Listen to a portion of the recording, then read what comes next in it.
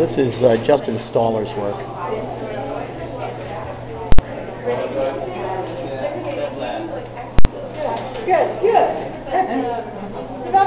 This was called Candlelight.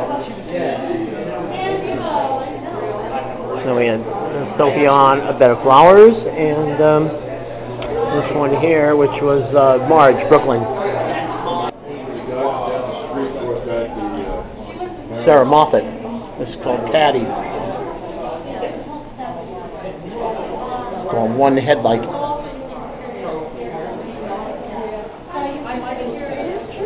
Vintage and classic.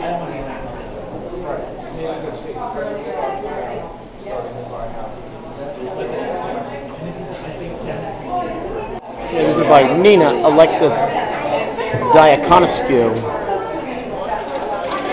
This piece is called Amidst the Clouds. This piece here is Twilight at Lake Champlain. Lake Champlain again, monotype. Amidst the Clouds. Okay, yeah. I'm with David Love, and he's the artist that has produced a number of these artworks here. And we got ink collage on paper for all of these. I'm not really familiar with your work, David. Would you like to say a couple of words about it, please? Well, I've always been fascinated with nature. I've also been drawing for a very, very long time.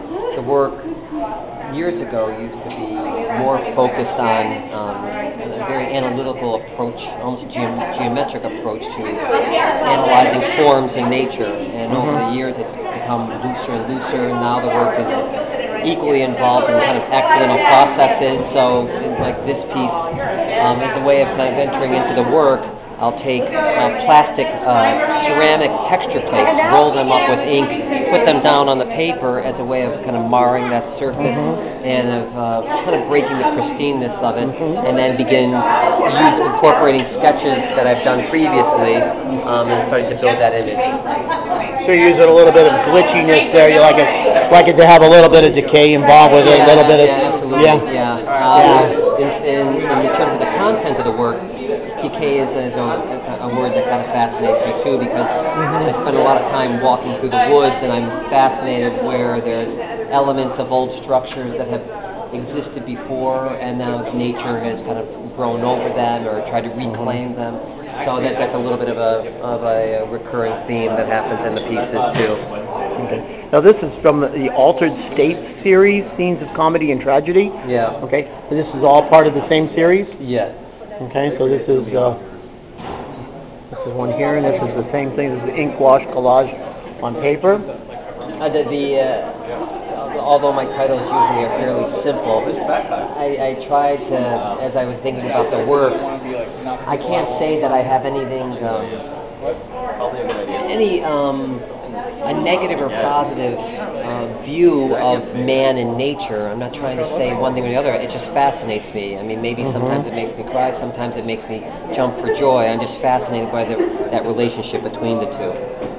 But you have some monotype technique in here too, as well. Is that correct? Like you use your gouache in a way that, or is that just for the placing the plastic on over top of it to give it that texture?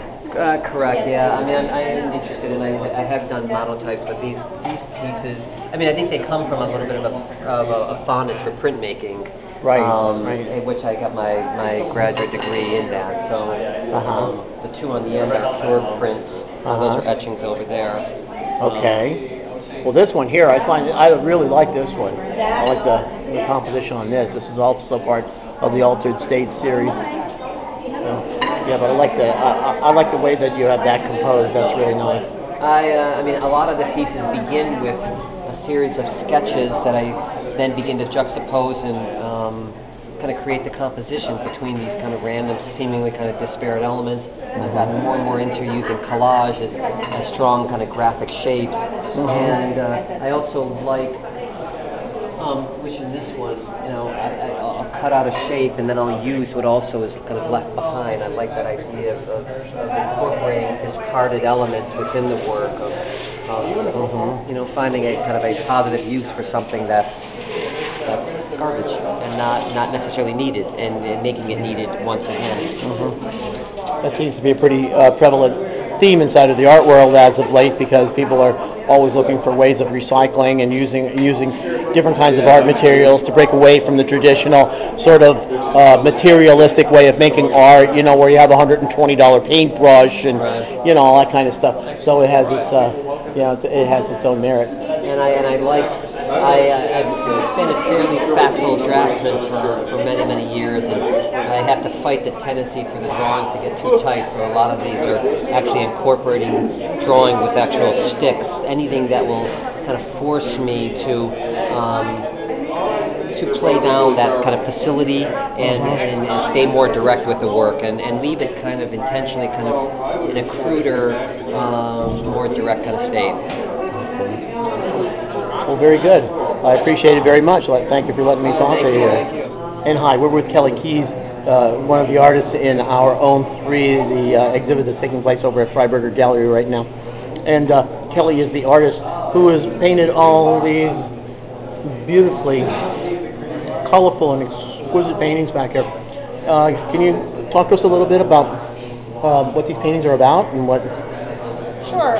Basically, my process is, when I'm painting, I focus more on the color, the texture, the form. I don't think about anything really tangible other than those elements. And it's basically, just whatever emotion that is, in my life at the time, that's what comes out. And that's how I kind of determine, what the titles are going to be and what each painting is about. For example, this painting right here, Reliving the Day, is about my grandmother that passed away last year. I was actually creating that painting the week that she passed away. So it's just about the emotions of reliving that experience. That's a pretty severe experience. Yeah. But of course, you can translate that into art. Sometimes it's not so easy to put something like that into. No, sometimes it's difficult. Sometimes it's it doesn't happen.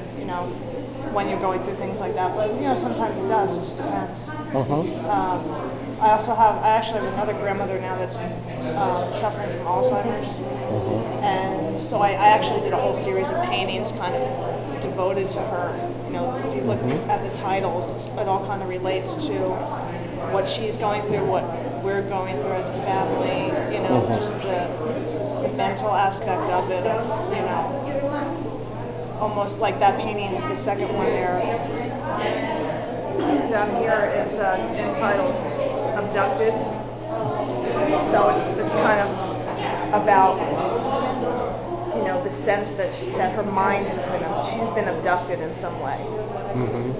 She's not really here. She's, kind of a shell of herself.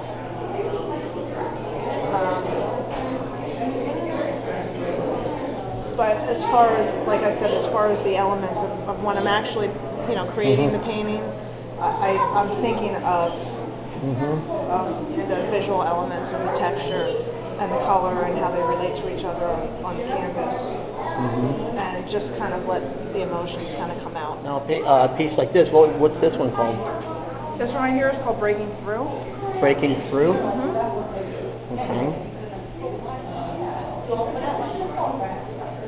This is actually a painting that I painted over. It's a painting I started a few years ago, and it kind of just wasn't working for me, so I put it away for a couple years, and I went back to it, and it looks completely different than what it did initially. Before it was kind of boxy and just kind of greens and blues, and it's funny how it happens. Like some paintings. So you resurrected it. Some paintings will just come out like in a couple days or a week, and some paintings take years to complete. It's very random, but this is one of those that I put away for a while, came back to it, and made it work. Well, that's great. That's great. Well, thank you very much for allowing me the time to tape you here, and congratulations and good luck. Thank you very much. Well,